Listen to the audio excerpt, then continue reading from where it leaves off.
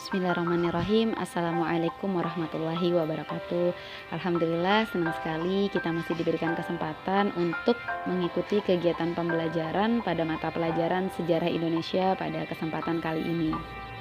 Sebagai pengantar, sebelum belajar, sebelum memulai kegiatan pembelajaran, Ibu ingin mengingatkan kita semua bahwasanya seorang pelajar ketika akan menuntut ilmu tentunya akan menemui berbagai macam tantangan. Oleh karena itu, saat kita menghadapi tantangan dalam menuntut ilmu, sikap kita sebagai seorang penuntut ilmu adalah berusaha menghadapi tantangan tersebut, berusaha menyelesaikan tantangan tersebut dengan sikap yang baik. Tantangan seorang penuntut ilmu itu macam-macam. Hal yang sudah sangat umum bagi seorang penuntut ilmu yang seringkali kita temukan adalah kita merasa kesulitan di dalam memahami suatu pelajaran. Ketika kita berada dalam kondisi tersebut, kita jangan menyerah, sebab bisa jadi kita tidak paham pada waktu tersebut, tetapi bisa jadi pemahaman itu akan datang di waktu yang lain. Kenapa seperti itu? Karena yang memberikan pemahaman itu kan bukan karena kecerdasan kita, tetapi yang memberikan kecerdasan itu adalah Allah Subhanahu wa Ta'ala. Jadi saat kita sedang merasa kesulitan, maka jangan menyerah, tetap berusaha untuk belajar dan memohon pertolongan dari Allah. Baik, sebelum kita mulai kegiatan pembelajaran, mari kita awali dengan bersama-sama membaca basmalah. Bismillahirrahmanirrahim. Nah, untuk mata pelajaran sejarah Indonesia, kita telah masuk pada bab 6 ya, dengan tema kerajaan Hindu-Buddha di Indonesia. Nah, seperti yang pernah kita bahas sebelumnya, bahwasanya masuknya agama Hindu-Buddha di Indonesia itu membawa pengaruh yang besar bagi kehidupan masyarakat Indonesia, di mana salah satu pengaruh yang berdampak pada kehidupan masyarakat di Indonesia itu pada bidang sosial, yang mana dahulu masyarakat di Indonesia itu sistem kehidupannya dipimpin oleh kepala suku dari setiap suku. Kemudian dengan datangnya agama Hindu-Buddha di Indonesia, kemudian sistem tersebut berubah menjadi sistem kerajaan. Kemudian selanjutnya kita akan membahas tentang kerajaan baik yang bercorak Hindu maupun yang bercorak Buddha yang pernah ada di Nusantara atau di Indonesia. Yang pertama kita mulai dari Kerajaan Kutai. Nah, Kerajaan Kutai tentunya sudah tidak asing lagi ya bagi kita, apalagi sebagai warga yang tinggal di Kalimantan Timur. Nah, jadi Kerajaan Kutai ini merupakan kerajaan tertua di Indonesia. Kerajaannya bercorak Hindu. Jadi Kerajaan Kutai dijuluki juga sebagai kerajaan Hindu tertua di Indonesia. Jika kita melihat dari sumber yang ada, Kerajaan Kutai ini terletak di tepi Sungai Mahakam dengan pusat pemerintahan itu diperkirakan di wilayah Muara Kaman. Mungkin ada di antara kalian yang pernah ke Muara Kaman ya. Ya, jadi diperkirakan Muara Kaman merupakan tempat pusat pemerintahan Kerajaan Kutai pada masa itu. Nah, adik-adik sekalian, pemberian nama Kerajaan Kutai ini bukan didapatkan dari sumber tertulis sebagaimana keterangan-keterangan lain yang kita ketahui biasanya didapatkan dari sumber tertulis, tetapi Kerajaan Kutai ini dijuluki sebagai Kerajaan Kutai sebab penemuan yang ditemukan yang berhubungan dengan kerajaan tersebut, yaitu Yupa, itu ditemukannya di wilayah Kutai, tepatnya di Kalimantan Timur ya. Nah, kemudian pada masa kejayaannya Kerajaan Kutai ini juga hampir mencakup seluruh wilayah Kalimantan Timur. Selanjutnya yang kedua yaitu sumber sejarah. Dari mana kemudian kita bisa mengetahui bahwa kerajaan Hindu tertua adalah Kerajaan Kutai yang terletak di Kalimantan Timur, dan itu bisa dilihat pada sumber sejarah. Nah, salah satu sumber sejarah dari Kerajaan Kutai ini adalah dengan ditemukannya Yupa. Mungkin kalian sudah sering mendengar nama Yupa ya, di mana Yupa adalah batu bertulis yang menggunakan bahasa Sanskerta dan juga huruf Pallawa. Nah, jadi Yupa ini ditemukan berjumlah 7 gitu ya di Kalimantan Timur. Konon dari Yupa tersebutlah kemudian diketahui nama-nama raja yang pernah menjabat atau yang pernah memimpin kerajaan Kutai tersebut. Selanjutnya yang ketiga yaitu kehidupan politik. Nah, bagaimana kira-kira kehidupan politik pada masa Kerajaan Kutai? Jadi pada masa Kerajaan Kutai itu ada tiga nama raja yang terkenal ya. Ada 3 nama raja yang terkenal pada masa pada kerajaan Kutai. Yang pertama adalah Raja Kudungga. Raja Kudungga ini merupakan raja pertama dari kerajaan Kutai. Kalau misalnya kita mendengar namanya, nah kita dapat memperkirakan bahwa nama Kudungga ini merupakan nama asli Indonesia. Jadi sebelum agama Hindu masuk, Kudungga merupakan kepala suku di wilayahnya, dan karena pengaruh agama Hindu, kemudian suku-suku bangsa ini berubah bentuk menjadi kerajaan. Seperti yang Ibu sampaikan di awal tadi, bahwasanya pengaruh dari masuknya agama Hindu Buddha ke Indonesia salah satunya adalah mempengaruhi kehidupan sosial yang awalnya masyarakat di Indonesia itu terdiri dari suku-suku tertentu yang dipimpin oleh setiap kepala suku. Lalu kemudian sistem tersebut berubah menjadi sistem kerajaan. Nah, itu tadi raja pertama dari kerajaan Kutai. Selanjutnya adalah Raja Aswawarman. Nah, Raja Aswawarman ini merupakan putra dari Raja Kudungga. Berdasarkan namanya, ini diperkirakan bahwa Raja Aswawarman sudah beragama Hindu karena nama Warman berasal dari bahasa Sanskerta. Kemudian Raja Aswawarman juga merupakan pendiri dinasti, sehingga Raja Aswawarman diberi gelar Wangsakerta yang artinya pembentuk keluarga. Pada masa pemerintahan Raja Aswawarman, ia juga mengadakan upacara Aswameda. Apa itu Aswameda? Yaitu upacara pelepasan kuda dengan tujuan memperluas wilayah kekuasaan. Jadi pada masa pemerintahannya Aswawarman ada semacam ritual memperluas wilayah kekuasaan dengan cara melepaskan kuda. Sampai di mana kemudian nanti kuda itu berhenti, disitulah batas wilayah kekuasaan kerajaan tersebut. Selanjutnya, yang ketiga adalah Raja Mulawarman. Nah, mendengar nama Mulawarman pasti sudah tidak asing lagi ya kalau kita berada di di Provinsi Kalimantan Timur ini. Jadi Raja Mulawarman ini merupakan raja ketiga dari Kerajaan Kutai, dan Raja Mulawarman merupakan raja yang juga berhasil membawa Kerajaan Kutai ini mencapai puncak kejayaan. Selanjutnya adalah kehidupan sosial. Nah, berdasarkan penemuan yupa atau batu bertulis pada kerajaan Kutai, bisa diambil sebuah kesimpulan bahwasanya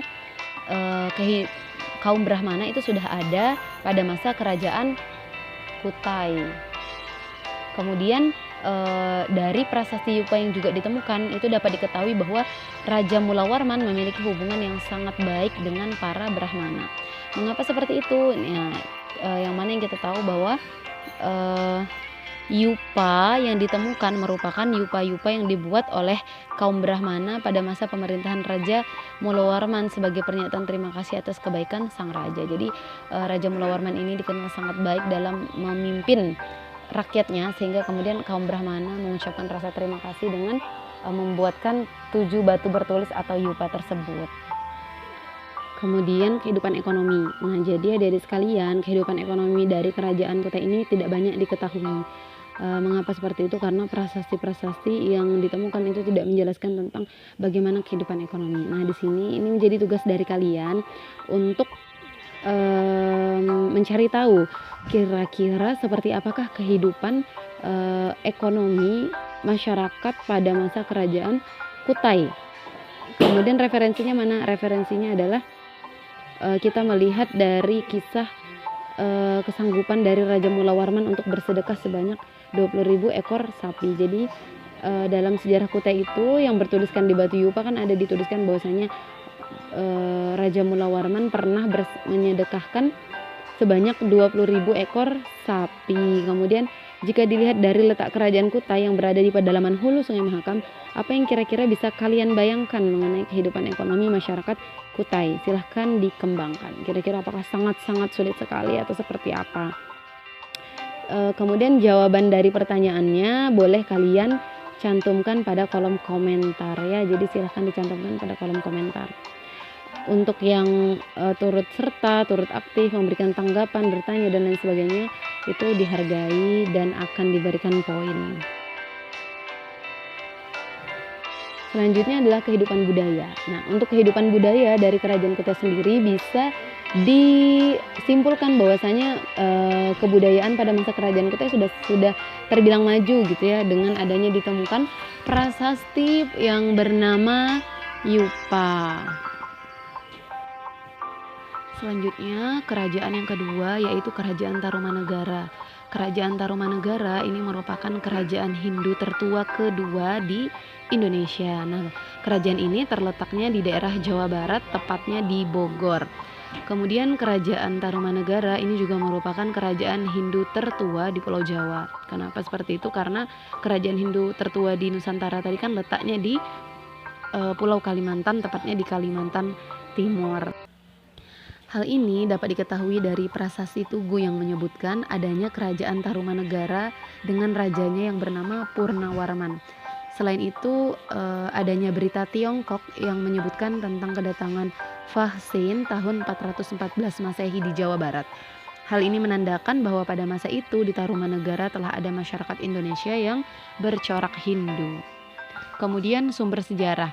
Untuk kerajaan Tarumanegara sendiri ada beberapa sumber sejarah yang digunakan. Yang pertama adalah prasasti. Kemudian prasasti peninggalan kerajaan Tarumanegara yang berhasil ditemukan itu cukup banyak gitu ya, berbeda dengan kerajaan Kutai. Kalau di kerajaan Tarumanegara itu prasastinya cukup banyak. Secara umum prasasti ini ditulis menggunakan huruf Pallawa dan bahasa Sanskerta. Isinya bisa berbentuk syair. Kemudian pada prasasti kerajaan Tarumanegara ini tidak menunjukkan angka tahun. Jadi tidak ada menunjukkan angka tahun kerajaan tersebut. Namun beberapa prasasti yang berkaitan dengan kerajaan Tarumanegara yang bisa dijadikan sebagai sumber sejarah, yang pertama ada prasasti Ciaruteun. Kemudian prasasti Ciaruteun ini ditemukannya di Cimpea di daerah Bogor, tepatnya di tepi sungai Ciaruteun. Nah, pada permukaannya ditemukan sepasang tapak kaki sang raja yang menunjukkan bahwa raja menguasai daerah di sekitarnya. Lalu selanjutnya prasasti yang kedua adalah prasasti Tugu. Prasasti Tugu ditemukan di Desa Tugu, Cilincing, Jakarta.